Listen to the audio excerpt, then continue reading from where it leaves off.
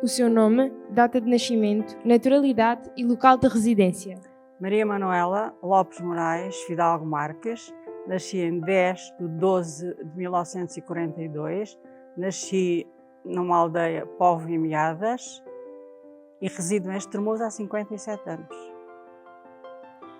Como era a vida social, económica e política em Estremoz durante o Estado Novo, em termos gerais e a sua em particular? A vida associativa e política era, digo eu, diminuta. Eu nunca participei na vida associativa de Estremoz antes do 25 de Abril, portanto durante o Estado Novo, porque não se podia ter uma vida associativa concreta, vá. E sabíamos que havia pessoas ligadas a determinados partidos, mas tudo muito off the record. Portanto, a minha participação era mínima, ou nenhuma, digamos. Depois, pronto. Não tem mais nada para dizer aí. Como viveu o 25 de Abril de 1974? Onde estava quando soube da notícia? Participou em alguma manifestação de apoio? Esteve presente quando o RC3 regressou de Lisboa? E qual é que era o sentimento geral da população? Estávamos na escola quando começámos a ouvir um dos colegas dizer que estava a haver uma revolução em Lisboa. Ficámos super admirados, porque não estávamos a perceber o que é que se estava a passar. Depois começámos a ouvir as notícias, viemos todos para a rua, claro que as miúdos e os professores veio tudo para a rua fazer não sei o quê, mas em princípio ouvir o que se estaria a passar em Lisboa. Claro, fomos ouvindo, depois as notícias começaram a desenvolver-se e nós fomos percebendo realmente o que estava a acontecer. Fui a algumas manifestações, sim, porque naquela altura sentimos um certo alívio de poder participar na vida ativa e sim, quando veio o RC3 estávamos presentes. Quando voltaram os soldados. Como é que foi o pós-25 de Abril? As semanas a seguir, como é que, em termos políticos, sociais e pessoais, como é que estava a vida nas semanas seguintes? Em termos políticos, começámos a perceber muitas coisas, embora não fossem muito explícitas, não muito participativas pela sociedade, porque ainda havia se calhar um certo receio de participar, né? Porque pelos antecedentes que nós tínhamos constatado que haviam. De maneira que a participação a minha foi mínima nessa altura. Dei por mim depois mais tarde a fazer uma conferência, alguém me convidou, olha, eu fui e acho que disse umas coisas, portei-me bem e pronto. Participar assim ativamente em determinados aspectos, não. Aqui, a título de curiosidade, como é que é ser professora antes do 25 de Abril e depois do 25 de Abril? Antes do 25 de Abril, eu nunca tive problemas políticos, porque nós sabíamos que se acontecesse alguma coisa, mais nos podia acontecer era ser levadas pela PIDE e maltratadas. Mas era que tínhamos um certo cuidado. Eu também estive em escolas isoladas que não tinha com quem falar. Depois, mais tarde, vim, sei lá, para Pegões, estive em Pegões e depois vim para Estremoz e, como digo, era tudo muito em segredo. Se havia algumas coisas, se havia partidos políticos que havia, só que ninguém sabia quem era quem e a minha participação não era grande coisa e nunca tive problemas a nível de político, nem coisa nenhuma, até porque toda a gente sabia e portava-se bem, não é? Ninguém queria confusões. Depois do 25 de Abril houve uma grande mudança. O poder participar em determinadas situações, o perceber quem era quem, o tentar definir o porquê de existirem uns e os partidos começaram a definir-se concretamente, não é? E nós começámos a perceber e a tomar algumas opiniões, tomar decisões, não digo, mas perceber e tomar consciência do que se estava a passar e pronto, e porque é que os partidos existiam e perceber quais eram as ideias de cada um.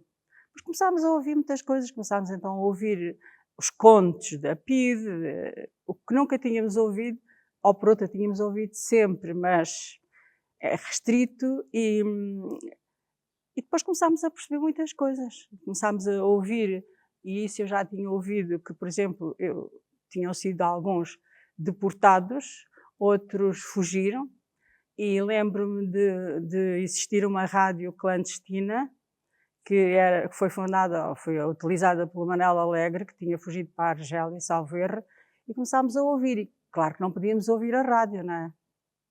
Ou por outra, se calhar ouvíamos às 3 ou 4 da manhã, mas tudo em muito silêncio. Isso eu lembro-me de ouvir e contar e ouvir também.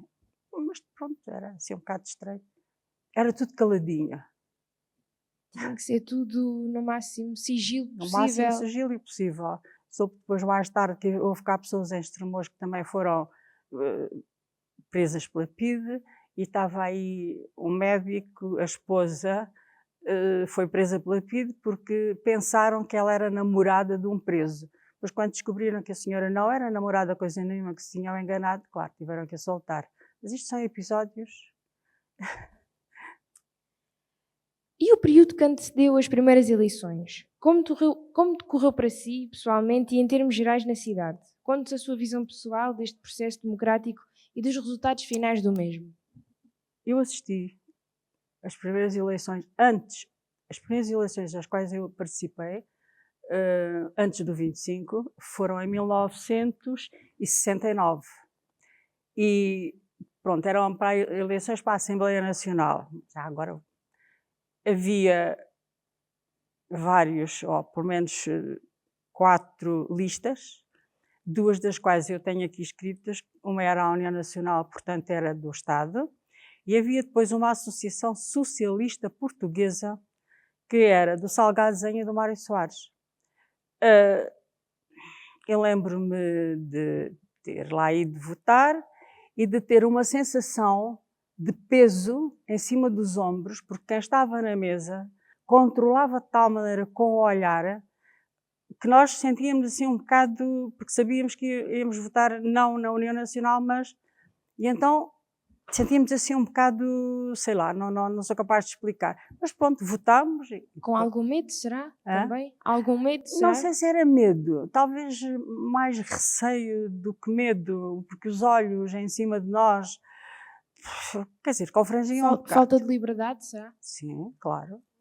Muita. Isso, falta de liberdade, sim, né? Só faltava darem o papel à entrada para que... Pois, mas não, por acaso não acontecia isso, mas quase. Mas valeu a pena o 25 de Abril de 1974? Eu acho que valeu a pena. Valeu a pena para nos libertarmos daquela pressão, para podermos perceber como funcionava um país, porque nós não percebíamos, a nível político e outro, como é que funcionava o país. E o 25 de Abril trouxe-nos essa liberdade. Liberdade de poder pensar, de poder criticar, ou não, pronto, trouxe-nos essa liberdade de expressão, de participação em outras atividades. Eu acho que sim, que foi bom ter acontecido um 25 de Abril. Esperemos é que saibamos aproveitar o 25 de Abril. A polícia andava a fazer o recenseamento e bateu-me à porta, identificou-me, perguntou o meu nome e tudo, e depois disse-me assim: sabe ler? E eu: olha, sei sim senhor. Então qual é a sua profissão? Eu sou professora. Ai, desculpe. Não, já estava. Portanto, ele não tinha culpa de não saber que eu era professora, não é? Mas achei piada aquele saber ler. E depois, claro, ficou confrangido e disse: não, calma, não tem problema nenhum. Então. Mas pronto, foi um episódio engraçado que se passou nessa altura. Sei lá, eu acho que, não sei, ele é capaz de ter algumas noções disso, mas as mortes e os assassinatos feitos pela PIDE, ao Humberto Delgado, que concorreu nessas eleições com o Américo Tomás e depois foi assassinado ali em Vila Nova de Alfresno, perto de Badajoz, e sei lá, e tantas outras coisas que nós depois começámos a ouvir que tinham acontecido e que no fundo arrepiavam. E o 25 de Abril acho que libertou essa pressão, esse peso. Pelo menos é assim que eu entendo, e realmente, sim, é isso. Antes do 25 de Abril, as tentativas de derrubar o governo foram sempre goradas, claro. Depois o 25 de Abril libertou libertou as mentes, libertou as pessoas, passou a haver, se calhar, mais interação. Eu lembro-me que a seguir ao 25 de Abril, o 1º de Maio, foi celebrado o Dia do Trabalhador, e nós andámos a pintar as paredes da escola com os miúdos, uma coisa impensável, não é? Mas pronto, toda a gente se divertia, divertiram-se os miúdos, divertimos-nos nós, e depois começámos a perceber muitas coisas. Foi giro, foi bom. Para dizer.